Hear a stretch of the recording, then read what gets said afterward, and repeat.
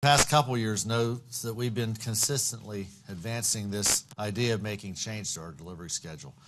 It's an important part of our strategy for returning back to financial stability, and we're now at a point where it is absolutely necessary to make that move. Before I get into the details of the announcement, I'd like to spend a couple minutes discussing the financial reasons for this delivery schedule change. Since 2008, we've seen a steady decline in the use of first-class mail. It's our most profitable product and generates the most revenue. But people pay their bills online. It's simple, it's easy, it's free. You cannot beat free. On the other hand, people do still like to receive hard copy statements and bills and correspondence. And the fact that businesses continue to send mail to the homes, and that's been pretty stable over the past few years, really shows that people do value the mail that they receive. However, they do like to make their payments online. And it's put a tremendous financial pressure on the Postal Service. The biggest issue we face is whether we can adapt to these changes in the marketplace. And unfortunately, our business model and the laws that govern us do not provide a lot of flexibility to adapt. And this results in a major imbalance between costs and revenue. This past year, the Postal Service posted a financial loss of $15.9 billion. By any measure, that is unsustainable and it's unacceptable. And of the $15.9 billion loss, $11.1 billion was due to the amount that we are obligated to pay the Treasury to pre-fund retiree health benefits. We had to default on those payments because we did not have the funds. And you know the Postal Service is expected to operate like a business. We generate all of our revenue from the sale of postage. We take no tax dollars. We do not want tax dollars. However, we also don't have the ability to reduce costs in a way that a private business would. And we're at the end of our borrowing authority. To give some perspective of our liquidity situation, a typical large organization would have either cash on hand or quick borrowing ability, 2 months worth of cash to cover their operating costs. In October, at one point this year, the Postal Service had less than 4 days of cash on hand. That's a very scary situation, and it's no situation that a business should be in. And this is why we've taken aggressive steps to reduce our costs and why we've been so vocal about seeking postal reform legislation. We face some major hurdles to return to profitability and long-term financial stability. We need to generate nearly $20 billion in cost reductions and revenue increases to close the budget gap and be able to repay our debt. That's both. Close the gap and repay the debt. And this is why the Board of Governors of the Postal Service has directed us to take every necessary step to reduce costs and conserve cash necessary to continue our operations. That's what we've been doing consistently over the last couple of years, and we will be accelerating those efforts moving forward. Since 2006, we've made tremendous strides in cost reduction. We've reduced the size of our workforce by 193,000 people. We've done it in a very orderly process of attrition, not through layoffs, and we're pretty proud of that. We've reduced our annual cost basis by $15 billion. That's bending the cost line by $15 billion. And how did we do that?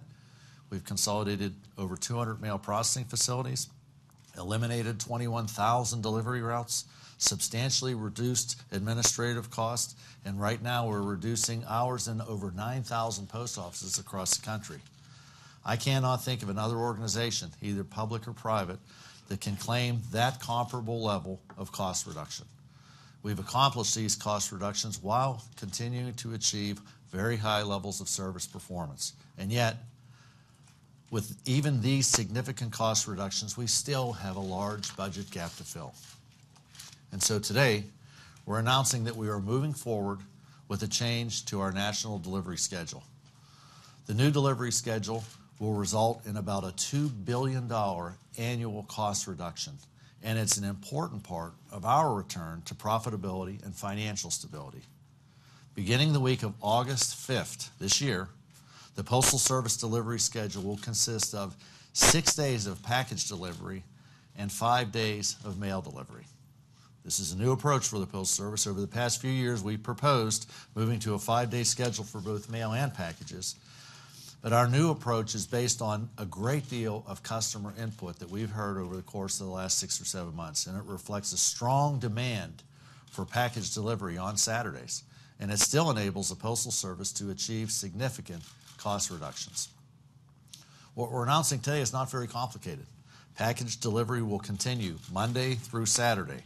There will be no changes in terms of post office hours. If we're open Saturday, we'll be open Saturday. We'll continue to deliver mail to post office boxes on Saturday, which is very important for a number of businesses.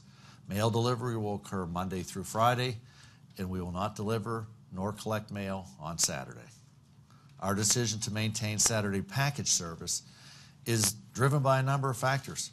We've taken a very hard look at the future of package delivery and think that there is a very strong growth potential for the Postal Service over this coming decade. As consumers increasingly use and rely on delivery services, especially with the rise of e-commerce, we can play an increasingly vital role as the delivery provider of choice. We can also be a driver of growth opportunities for American business. Americans' mailing habits are changing, and so are their shipping habits. People order goods online at an ever-increasing rate, and we expect e-commerce will drive consumer habits in that direction for the foreseeable future. We've seen our package growth grow steadily over the past few years, and we expect this trend to continue. So, what kind of a reaction do we expect to this announcement? People will say this is a responsible decision. It makes common sense. Over the last several years, we've seen surveys conducting about a potential shift in delivery from 5-day of both packages and mail. And consistently, we've seen the same result. And this is true even when the questions are asked a little bit different. Basically, 70% of Americans have consistently said that they would support 5-day schedule for mail and delivery package delivery given the financial condition of the Postal Service. We've not done a poll right now to get an idea of this new approach, the 6-day package delivery, but we expect that 70% number to jump higher once people become familiar with our new plan. Our move to a new delivery schedule is a result of a lot of research and study. 2 years ago, the Postal Service put together a very detailed plan to implement a 5-day delivery schedule, and we've looked at every conceivable impact on our business and operations, and we are confident that we have a strong operational framework. An important part of today's announcement relates to timing.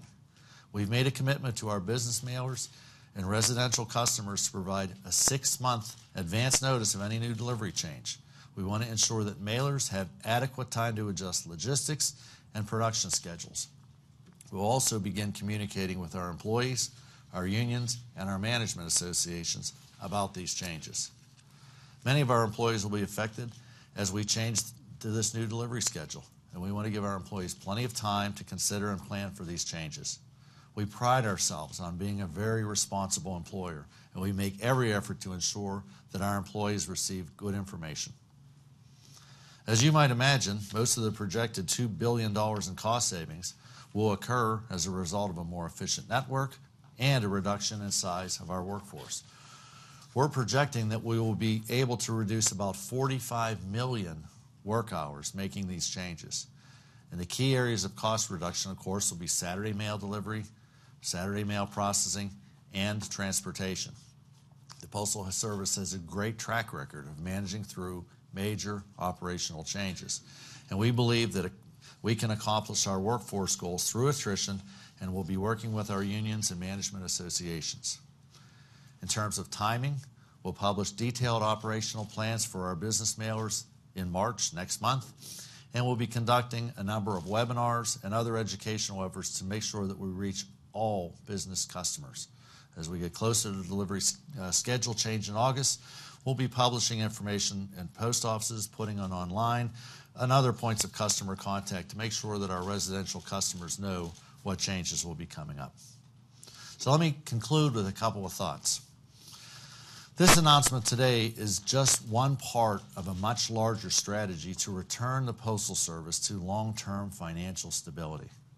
The plan saves $2 billion annually, but we have a $20 billion gap to close. We're striving to raise revenue, reduce costs, and gain efficiencies throughout the entire organization. And making this change to our delivery schedule is a big ticket item, and it is simply too big of a cost savings to ignore. In fact, I would strongly argue that it would be irresponsible for the Postal Service not to pursue this course. Second, we're implementing this approach to improve our overall business performance.